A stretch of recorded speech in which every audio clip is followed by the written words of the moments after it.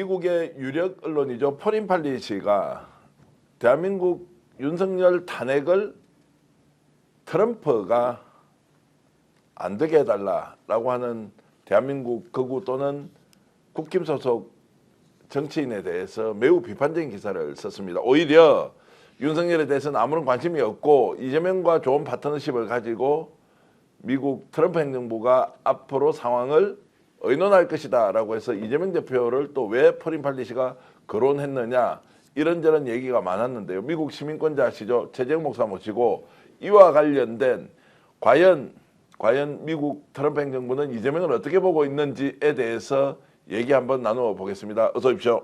네, 안녕하십니까. 자, 포린 팔리시가 진보 매체다 이렇게 하기도 좀 어려운 언론 아닙니까? 어떻게 봐야 됩니까? 이렇게 이재명 거론하고 윤석열에 대해 관심 1도 없다라고 이제 제가 이렇게 해석을 하는데요. 어떻게 보셨습니까? 네, 포린 폴리시는 이제 외교 전문 업체이기 때문에 뭐 진보 보수 이런 걸로 규정하는 것보다 예. 전문 언론인이다, 예. 언론사다 이렇게 보고 신뢰도도 굉장히 높은 곳인데 거기에서 이제 윤석열이라고 하는 이 캐릭터와 이재명이라고 하는 캐릭터를 예. 그냥 아주 리얼하게 평가를 했던 거죠. 네. 자, 저 내용 보시면 이제 해석을 미국 시민권자로서 한번 해 보시죠. 이제 한국의 보수주의자들이 네. 자, 한번 해석 좀 해 주십시오. 지금 한국의 이제 그 국민의힘 소속 의원들이 일단은 트럼프한테 도움을 요청하기 위해서 필사적으로 이제 달려가고 있다. 예. 이런 이야기를 하면서 보수 정치인들은 윤석열 대통령의 권위주의적 도박을 중국의 간섭에 맞서고 미국과의 동맹을 강화하기 위한 움직임이라 이런 식으로 이제 왜곡을 하고 있다고 하는 것을 이제 굉장히 비중 있게 다룬 것이고요. 맹공을 퍼부으면서 언론에서 네네. 비판을 하는 것인데 네, 한국에 예. 있는 보수 정치인들이 이제 엉터리 행동뿐만이 아니고 이것을 트럼프의 도움을 받으려고 한다라고 하는 것 자체가 얼마나 무모한 것인지를 좀 적나라하게 이제 지적을 하고 있습니다. 이제 그럼에도 불구하고 자 미국으로 달려가서 취임식을 참석하겠다라고 했던 이제 주장하는 국회의원들이 많이 있었지 않습니까? 이걸 지금 그렇습니다. 미국에서는 어떻게 바라보고 있습니까? 그러니까 이제 그 트럼프가 대통령 취임식을 했던 그 홀 안에는 들어간 사람이 없어요. 네. 한국의 국회의원들이. 그리고 그냥 뭐 이제 티켓은 저도 두 장이 왔습니다. 저도 사실. 네. 그래서 저도 참석을 해볼까 해서 이제 출국 금지를 이제 푸는 거를 의논했는데 안 된다고 그래서 적었는데 뭐 20만 장 이상이나 그건 뿌려진 거고 그런 걸 가지고 그런 초청장을 가지고 내가 트럼프하고 정상 외교를 취임식 외교를 하기 위해서 간다고 이렇게 뻥카를 하듯이 이런 식으로 여기서 이렇게 큰 소리 치고 떠난 국힘당 의원들 결국은 뭐 호텔에서 보거나 그냥 멀리서 TV로 지켜보는 것으로 그쳤고 겨우 이제 뭐 이제 한국의 이제 상원의원 앤디 김 예. 만나고 온 게 그것도 여야 의원들이 같이 만난 예. 건데 그 정도 가지고 이제 각자의 의견을 피력을 했고 각자 도착해 가지고는 또 서로가 여는 여대로 야는 야대로 자기들이 이제 필요한 또 유리한 대로 이제 해석을 내놓는 그 정도 수준이었지 사실 뭐 취임식을 기초로 해가지고 무슨 외교 전략을 펼쳤다고 볼 수는 없는 거죠. 자, 해퍼닝이긴 하지만 뭐 해퍼닝이지만 참 이제 남사스러운 이야기인데 그 정광훈 목사가 미국에 있는 로비스트 로비 회사를 아예 뭐 매월 7,500만 원 직을 주고 한국의 탄핵 부당성을 알리기 위해서 로비를 하겠다 이런 이야기를 하더라고요. 이거 믿어도 되는 겁니까? 아니면 실제 그렇게 돈을 주면 로비를 트럼프에게 해줍니까? 그렇습니다. 이제 미국은 예를 들어서 대학교 다니는 학생들이 장학금을 받지 않습니까? 그러니까 자기 상황에서 장학금을 도저히 받을 수가 없어요. 그런데 옛날 우리 한국의 전화번호 책만한 장학금을 받는 제도 책자가 있어요. 그 정도로 장학금 제도가 많아요. 그러니까는 뭐 300불을 내든 500불을 내든 그 로비 회사에 장학금을 받아주게 하는 회사가 있습니다. 아. 그 내면 어떤 걸 받든지 두세 개 장학금은 받게 해줍니다. 예, 예. 그런 것처럼 이제 정광훈 목사가 이제 그렇게 매년 거액을 지불하고 그런 로비 회사에 계약을 한 거는 맞습니다. 계약서 그 사진도 있어요. 네. 사진도 있고 이제 그게 이제 좋은 쪽으로 계약을 맺으면 좋은데 이 K-팩이라고 하는 우리 민주 포럼이라고 하는 이렇게 아주 건전한 단체가 한반도 평화법안 예. 평화법안을 지금 발의를 하고 이번 2월 달에 또 재발의에 들어가는데 그런 거를 반대하기 위한 로비를 하기 위해서 그렇게 한 겁니다. 나쁜 짓을 하는 거죠. 네. 자, 어찌됐든 트럼프는 지금 윤석열 탄핵 과정에서 윤석열이 구속 부당하다 이렇게 주장하거나 이런 데 관심이 전혀 없는 거죠. 저 트럼프가요? 예. 전혀 관심이 없고요. 그럴 만한 여유도 없고요. 이제 예. 막 취임해 가지고 그날 딱 취임식 마치고 그 거의 100개 그 법안에 서명을 했잖아요.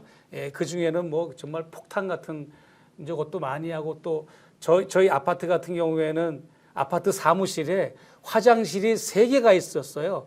남자 화장실, 여자 화장실, 젠더 화장실. 그러니까 남자도 아니고 여자도 아니고 나는 남자도 싫고 여자도 싫고 그냥 제3의 성을 가졌다 해가지고 그런 사람이 이용하는 화장실도 있거든요. 바로 저희 아파트, MPM 아파트인데. 미국에 있는 아파트 네, 말씀이죠. 근데 예. 그 아파트도 이제 그 화장실을 없애버려야 돼요. 그런 법안도 발의했고 그리고 또 미군 안에 성소수자들, 트랜스젠더 군인들도 이제 퇴출이 돼야 되는 네. 상황 이런 법안들을 많이 했는데 그 중에 하나 또 트럼프가 그래도 굉장히 관심을 갖고 해준 게 주한미군과 화상 통화를 했잖아요. 취임하는 날. 그래가지고 김정은 위원장은 잘 있어 뭐 이런 대화도 나눴잖아요. 그건 굉장히 그 엄청난 겁니다. 사실 미국의 입장에서 볼 때 한반도 문제는 1순위는 아닙니다. 네. 미국 입장에서 볼 때는 늘 백악관이나 의회 입장에서 보면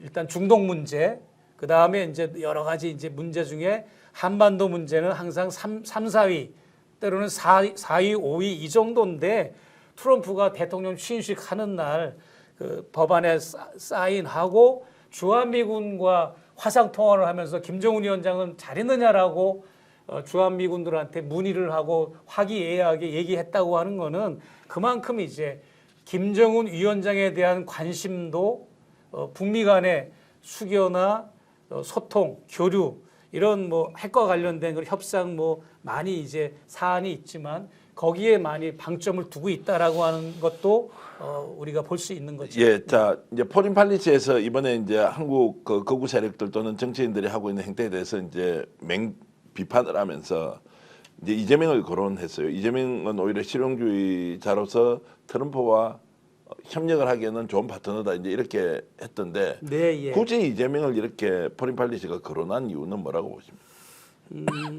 아무래도 지금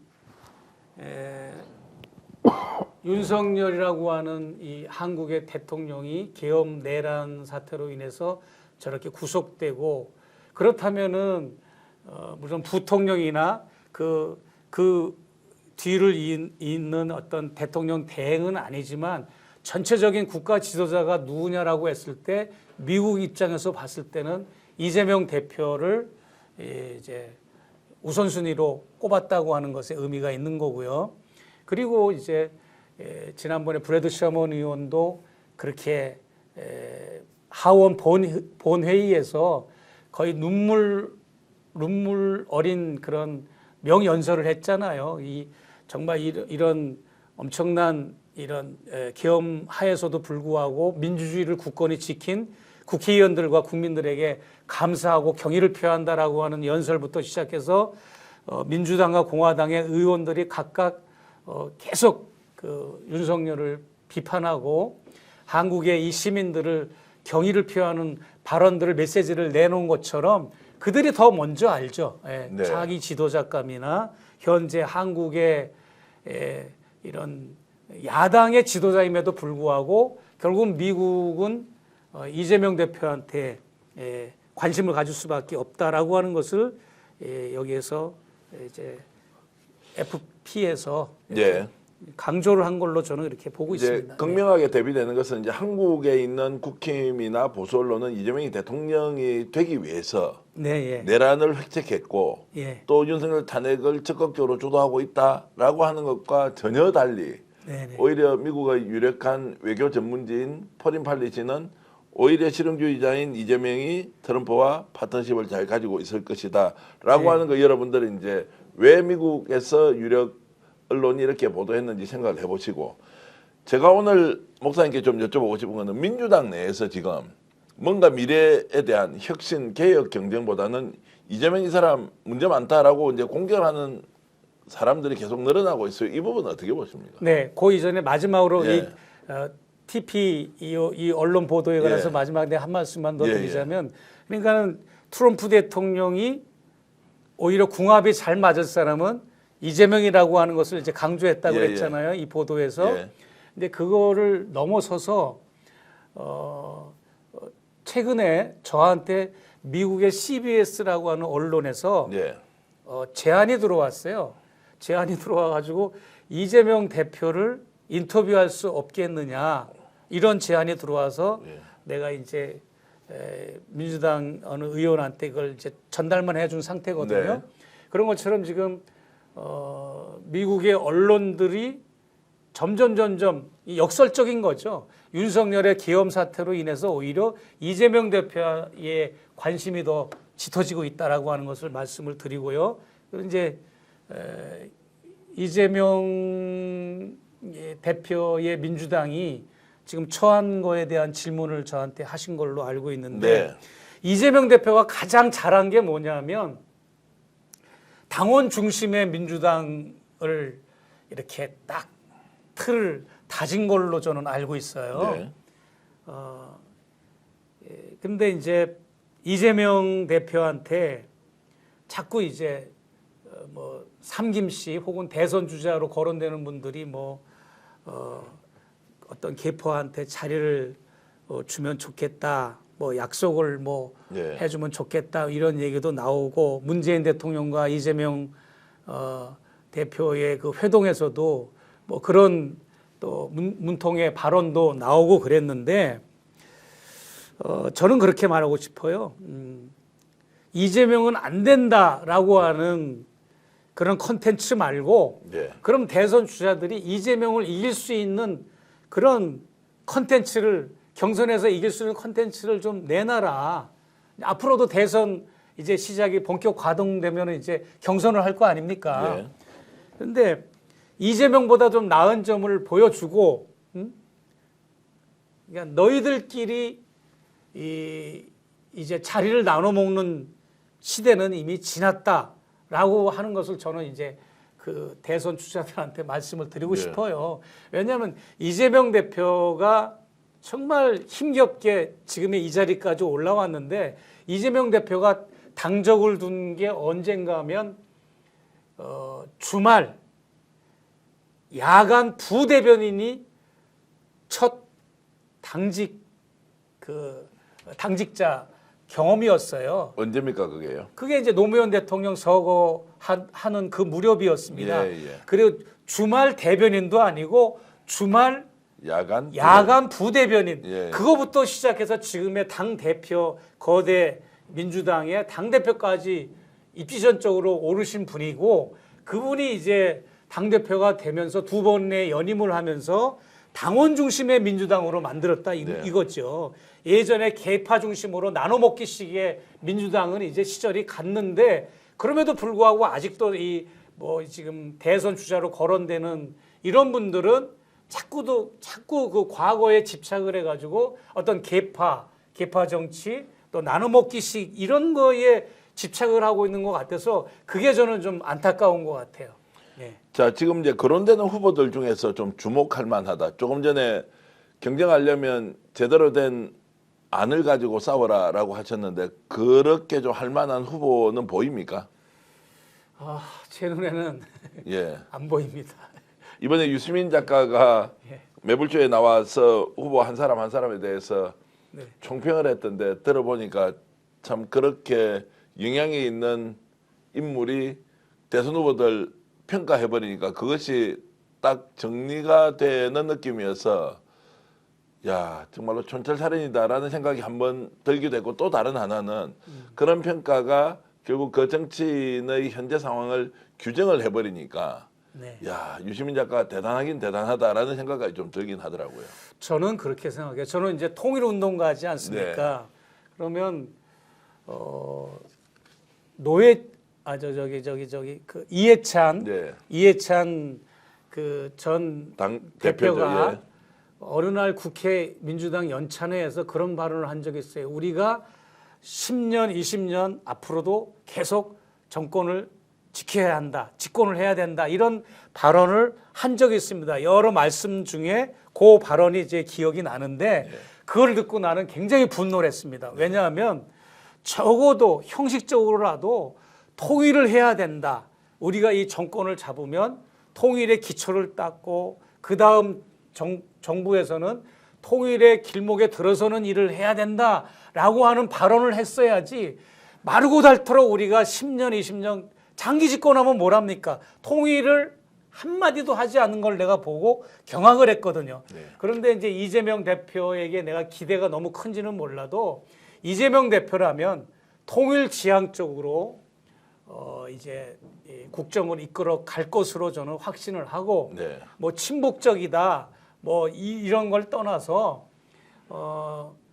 모든 국정과 정부 부처가 통일을 위한 비상 내각으로 전환을 하고 환원을 할 정도로 그러니까 외교부는 외교부가 고유의 존재 가치가 있고 국방부는 국방부, 교육부는 교육부 다 뭐 재경부는 재경부 이런 고유의 업무가 있지만 통일을 지향하는 걸로 확 전환을 하는 겁니다. 그래서 통일 지향적으로 정부 자체가 통째로 통일을 향해서 나아가고 실무적으로 그렇게 할 수 있는 사람이 누구냐라고 했을 때 그런 의지와 결단 그것을 또 많은 그런 반대와 여러 가지 의견을 설득하고 그걸 논리적으로 그들을 이해시킬 수 있는 사람은 이재명 대표라고 저는 생각이 들어요. 당내 경선은 굉장히 싱겁게 끝날 가능성이 높다고 보시는 겁니까?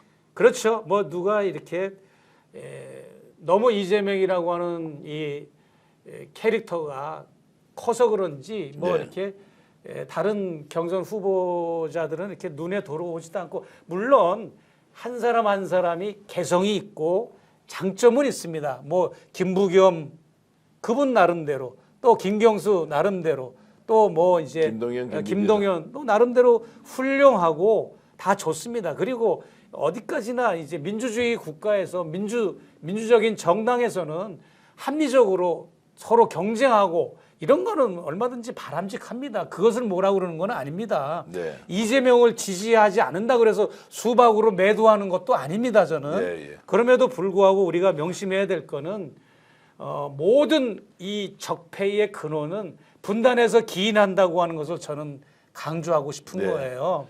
이 윤석열을 우리가 이제 탄핵으로 이제 정권을 몰아내면 그 다음에 이제 민주정부가 들어서고 또 이제 엎치락뒤치락 하다가 또 이재명 같은 대통령이 또 나오지 않으라는 법이었고 이명박 박근혜 대통령 같은 그런 사람이 나오지 않으라는 법이 없습니다. 왜?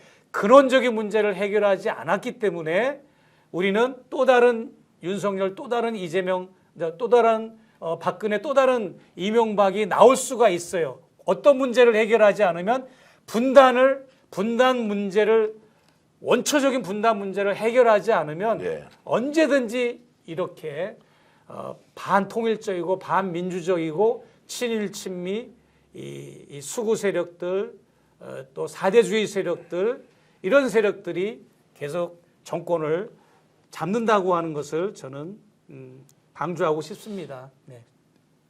자, 전적으로 동의하면서 이재명 민주당 대표가 대선 후보가 되면 이제 중도 확장을 어떻게 시킬 거냐. 통일지향 좋습니다. 대한민국을 더 큰 선진국으로 만들자 좋습니다. 북미 관계도 개선하고 또 한중 관계도 개선, 한국 러시아 관계, 한일 관계도 다 개선해보자. 다 좋은데 그럼에도 불구하고 현실 정치 인재라 중도 확장과 관련된 부분은 한계가 있다라고 얘기하는 사람들이 있습니다.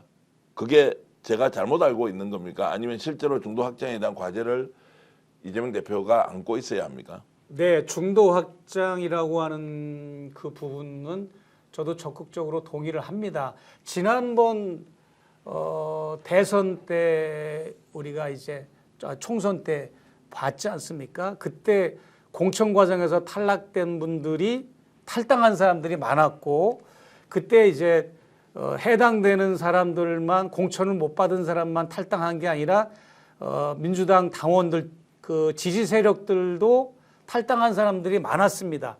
많았고 그리고 그런 세력들이 조국 혁신당에 들어가서 조국 혁신당을 지지해 주는 것도 내가 봤고요. 예. 그런데 이제 그거는 총선의 얘기지 이번에 돌아올 대선은 또 총선과 다르잖아요.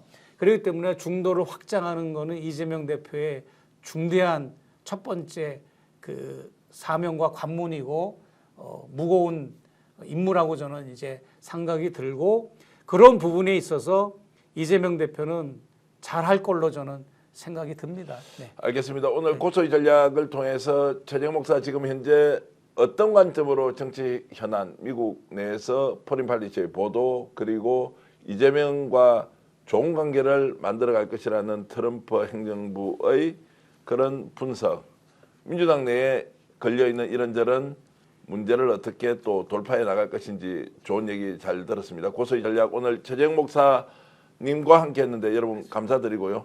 구독, 좋아요 좀 눌러주시고 그 전에 목사님이 꼭 한 말씀 하고 싶다는 내용이 있습니다. 네, 뭐 트럼프 대통령은 지금 어떻게 지금 한국을 생각하고 있는가 하면 한국을 포함한 동맹국들이 미국의 이익을 이용하고 있다고 지금 보고 있는 거죠. 그래서 뭐 관세를 적용하는 거나 주한 미군 아니면 각 동맹국에 주둔하고 있는 미군들 그런 문제, 점유 비용 문제 이런 거를 이제 이렇게 부과하는 것도 그런 차원이었고 그러나 이제 이재명 대표가 저는 그렇게 생각합니다. 한미동맹이라고 하는 거는 각자의 서로의 민주주의를 존중하는 것이 한미동맹의 핵심이라고 저는 보거든요.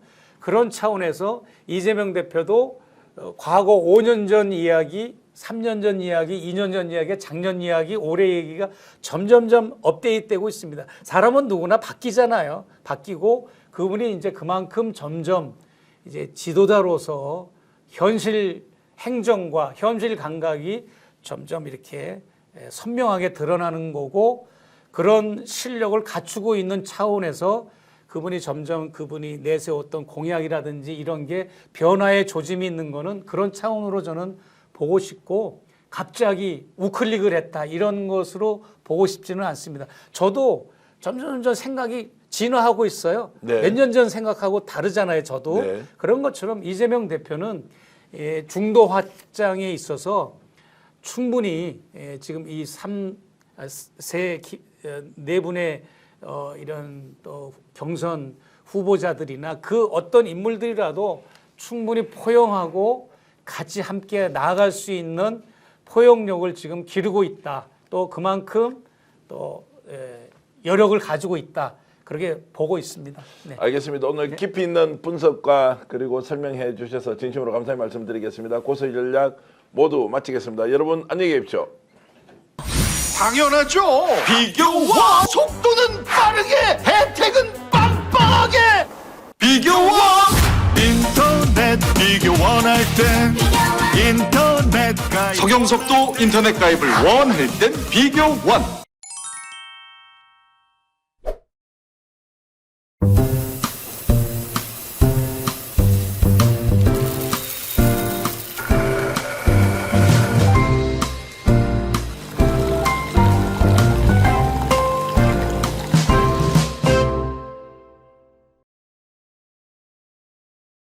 경성한우 강력하게 추천합니다. 최고급 한우 모듬구이 9,900원, 갈비살 등심 11,900원, 역대급 초가성비로 즐길 수 있습니다. 10인석, 20인석, 50인석, 150인석까지 친구, 가족, 회사 모임, 우리끼리 프라이빗한 공간까지 제공됩니다. 주차 120대 053-573-8900 지금 바로 예약하세요.